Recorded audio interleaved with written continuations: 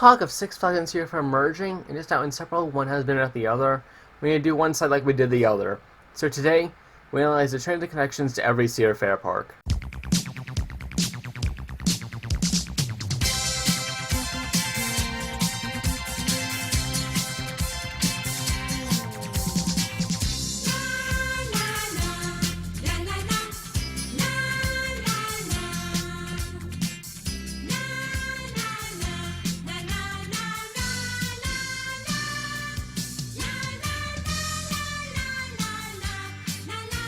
This is History and Leisure, bi-weekly content on theme parks and transportation. Your suggestions always welcome. Follow on Instagram, Threads, and Bluesky, as well as weekly to bi-weekly articles in my podcast, History and Leisure Storytellers, on my Substack. Also, check out History and Leisure Access for copyright footage, shorts, and highlights. Also, if you need a refresh, see the last video for the rules. Cedar Fair hasn't been a massive player until this merger. They bought Soljaga Lake, Challenge Park at Cedar Point, Camp Snoopy, now Nickelodeon University at the Mall of America, and a few water parks in SoCal to others, including what is now Sand Place San Diego. Most of Cedar Fair's recent acquisitions of late, when they made them, are basically mergers since they got the Paramount Parks into the Sorbonne Parks in Texas, as well as obviously the KC one, but denied. They did operate Gilroy Gardens in California from 2006 to 2021, and has now gone back to the city, just to show those who are familiar. Gilroy currently has a terminus of the Caltrain main line, but only 4 trips in the peak direction of San Francisco. I assume Weekend and Garlic Festival service will return once extended to Salinas alongside Amtrak's Capital Corridor in the off-peak. The Coast Guard will still run express from Salinas to San Jose. I think a bus, even more geared toward local county park, would still be nice over ride-hail carpool last mile. I'll give it 2 points contingent on the Capital Corridor and expanded Caltrain service. However, to go back to where we started from. Cedar Point and Silk City in Sandusky, Ohio. America's rock and roller coast. Served presently in the middle of the night between Chicago and the east by the Capital Limited and Lakeshore Limited. I gave 2.5 because the Lakeshore serves both New York City and Boston. But it's not a point for the ferry service since it only runs a few times a day. I'm not giving any points to the STS since no public buses are on the peninsula, just buses for groups and shuttles for the on-site staff. The purple line that connects the Amtrak station to downtown and the ferry terminal likewise doesn't run on Sundays nor when the trains run through. As scheduled, but sometimes the Lakeshore line is very late, so it can be counted in the can't regard either. With potential Detroit-Cleveland service bringing daytime service to the line since the Pennsylvania was reverted back to its Pittsburgh-New York run that maintains to this day, I hope the STS can find extra funds to meet the potential service would bring. It may start a bus whenever the westbound Lakeshore line is scheduled to arrive. And 6 a.m. isn't too bad for arrival during peak season and start running a service in most urban places. We got the Cedar, now we got the Fair. Valley Fair just outside the Twin Cities. It's passed by the 465 year-round, but the 410, or 4Fun, is rerouted to serve the park. The latter primarily serves the Mall of America casinos. I will give it 2 points since the MVPT could always change their mind. Both next to the Blue Line at the Mall of America, but I can't count it for Valley Fair because of Nickelodeon Universe. Although that's how you would start your trip if coming from the airport. Also, the Green Line connects the Amtrak stop in St. Paul, which is the opposite corner of the metro. It currently only saves the Empire Road between Chicago and Cascadia, although an additional train terminating there, the Great River, should be online soon. Plans will call for the restoration of the North Coast, which would serve southern Montana, a different ring between Spokane and Seattle. Both reach Target Field, home of the Twins, and the terms that allows the excuse for commuter rail. There is a wonky existing connection to Target Field at Savage, though I could see some Amtrak trains using it, such as an extension of the upcoming Northern Lights Express service from Target Field to Duluth, being extended to South Dakota, or long-distance service to Denver and Phoenix by KC and Amarillo. With San Antonio more likely out of St. Paul. I also had a Minneapolis-Springfield-Branson idea, dubbed the Prairie Flyer, which would run right by the park before stopping at an old station at 2nd and Scott, dubbed Shakopee Chaska, which is a tech repair shop right now. Okay, I've read long enough. Let's head back to my neck of the woods. Doherty Park in the Lehigh Valley, home of Iron Menace and Steel Venom from the Lake Jaga Lake, is served by 3 routes, which is +3. However, like Hurricane Harbor Concord, one route is only served in one direction. The 102 I used to get there from my mom was shooting a film up there last May. Now, the other 2 are the 322 and the Blue Line. The 4 connects Allentown to Brigansville via an Amazon Fulfillment Center. The Blue Line continues to Easton and Trexler Town Plaza. I find it funny they wanted to assign Cedar Point Via Hospital, which is a shopping center a few blocks back. Also, the park is actually a bus stop on our bus? Fine. There are points for that in addition to a throughway from 30th Street, although near is truly useful for a day trip. I was unclear there's no service from Amtrak outside of that once daily throughway trip during the evening rush. The proposed Amtrak route would be twice daily running from Allentown to New York Penn. I could do a full video article on it as I could with restoring the Bethlehem branch between Quakertown and Bethlehem, whose old station is a medical practice.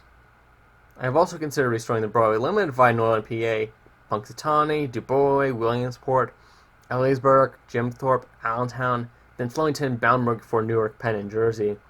Decent showing for a mid-tier park. Just south of my Prairie Fly from Valley Fair is Rolls of Fun in Kansas City. It is served by the 210, same side but both ways due to being on a frontage road. On an introduction back in 2018, it's called the 77 Casino Cruiser, since it serves 3 casinos, and now a Guitar Center distribution center, which I guess is why it got renumbered. It does connect to a streetcar to downtown Terminus, which got an ad rap for Zambezi Singer 2. Was as good as Travis Kelce was good at football, I guess. It also ran all the way to the World War Memorial, but was truncated East Village Center on the opposite of I-16 from Union Station. Served by the Missouri River to St. Louis or Chicago, and the Southwest Street to LA or Chicago via Burlington, Iowa. It was the proposed Twin Cities long-distance routes. One would serve Des Moines and the other Omaha en route before splitting to San Antonio and Phoenix. The transfers in the eluded Missouri River prevent me from giving credit to the streetcar in Union, but I give Hurricane Harbor OKC a half point for theirs, so I cave. So after taking a trip to LA, we hit a Knott's Berry Farm, the park Cedar Fair indirectly stole from Disney. It is served by the 38 on La Palma, and 4 routes, one being an alternate to another on Beach. Stokesway, which is a separate gate, does have the 42 in its walk shed. The 29 does connect to Buena Park on the Paris Valley and Orange County lines, with the Southwest Human Civic Surfliner stopping at a next stop at Fullerton with connection. The 38 connects to the Inland Empire at Anaheim Canyon, meaning the Paris Valley line the next stop east, while the Surfliner serves the stop in which is basically the Anaheim Sports Complex. No metro access, but it is open year-round like the rest of the parks in the chain for the time being, so brownie points there. Next to the Rural Lake Michigan shore for Michigan's Adventure, which was apparently acquired out of fear of competition. No Amtrak, not even a throughway to the Pere Marquette at Holland, reaches it. The transit that Muskegon does have doesn't even serve the park and all remains south of US 31. Build Lake provides a seasonal ferry to Milwaukee, which also isn't really good for transit either, and also costs an arm and a leg. There used to be a rail right-of-way next to what is now Shivering Timbers turnaround, but it's a trail from just after Wide River Road, where I can see a Pere Marquette branch or a new train entirely run to Fremont. It's called the Fred Meyer Junction Trail. Thus, the park seems to strike out, but I gave half a point for the seasonal ferry just for existing as it does. And even at peak summer, it's only 3 departures 4 days a week. But most of the time it's 2 from early spring until like November-ish. Next up are the Paramount Parks, starting north Kings Island and Mason, Ohio, just outside of Cincinnati. It's served by the 71, 71X, and 72. The 71, I guess, is geared toward employees and it's local, while the site doesn't show as a separate service. Kings Island is much of a locals park, and this service really rectifies that. The 71X terminates at the park, with the 72 continuing to Kings Mills. These are not consistent services, and more or less seasonal express services.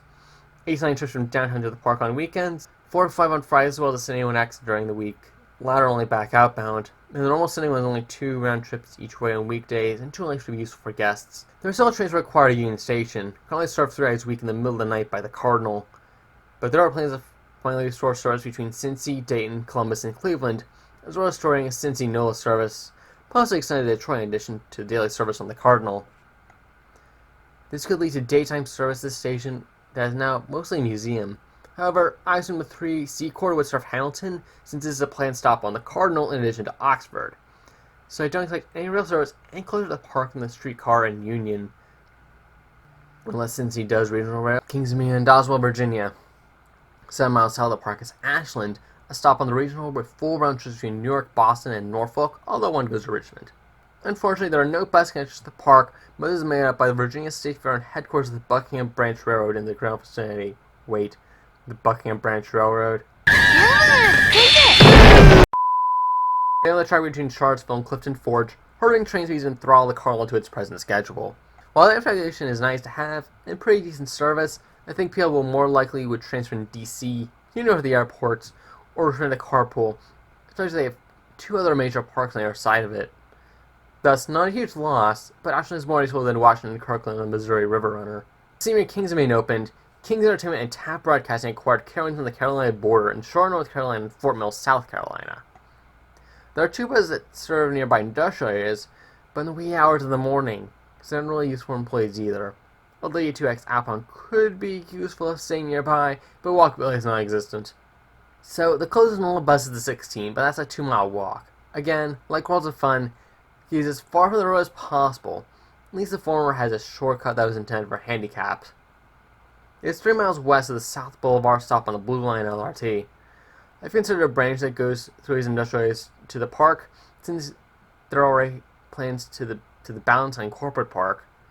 It could be a shuttle that meets every off-peak train that, with branching at peak to increase frequency downtown, even if only at 25th Street. They're also building a brand new train station in the 3rd and 4th Ward, serving as the terms of Amtrak's Carolina services, the Daily Carolina to New York, 4 trains to Raleigh, as well as the Crescent to New Orleans, but run to Lynchburg and Charlottesville in Virginia. It's also going to be the Greyhound bus station, so it's worth giving 5 points, and it's still to the city limits and no regional rail, although they've tried. Yeah, I'm in the boat that Charlotte is in Urbanist Nightmare. Heading north of the last Taft-built park, Canada's Wonderland Vaughan region outside of Toronto. Buses connect to the park at the nearby Major Mackenzie Transit Center and Vaughan Metro Center to line 1 of the Metro. The 2320 form this connection, with the 4 connecting to Maple Go on the Barrie line. Now to the other great America in the Bay Area, has its own train station, so right Amtrak's Capital Corridor and ACE. Not that ACE, the Altamont Corridor Express. Closet came out with only 4 round trips on weekdays and even 9 to 5 works between Stockton and San Jose. The Capital Corridor has 6 weekday runs and 7 on weekends that serve the Great America stop, including the round trip to Auburn. 4 buses run on the west side, although the ACO line is only one direction, as well as the 8th Green and 200 to the north. There is the 20 on the south side, but that's better used by corporate areas on the park's south side. I guess the park being doomed and A's are its fatal flaws, so it ties with knots in the south. Going to take us for our final 2 parks, starting with Schlitterbahn New Braunfels, roughly halfway between San Antonio and Austin. This one is actually split into 2 parts, east and west, which I just learned about when making this video, due to a golf course in the middle. Union Pacific's Austin subdivision almost forms a beltway around the park as the 2 tracks cross in downtown. However, New Braunfels is not served by the Texas Eagle, so no points there. There's a train club and museum in downtown that seems to be all in the case of transit. Do I count the Intrapark Trams as transit? I'll leave it a question mark. The other Schlitterbahn park to keep its brand is in Galveston. It is part of the Moody Gardens complex by Galveston Airport, which has no commercial service.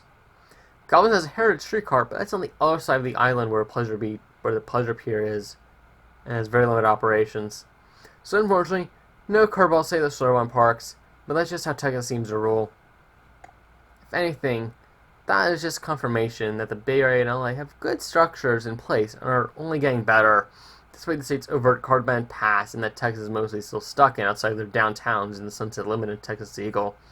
The former is still free as a week, but planned for daily service.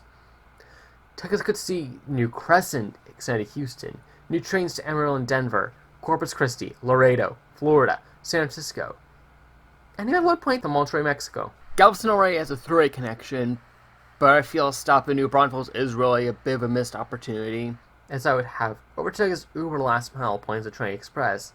I'm sure it's how we would for Amtrak stations with them. That's all I got. I'll finish these first before I continue on with other chains.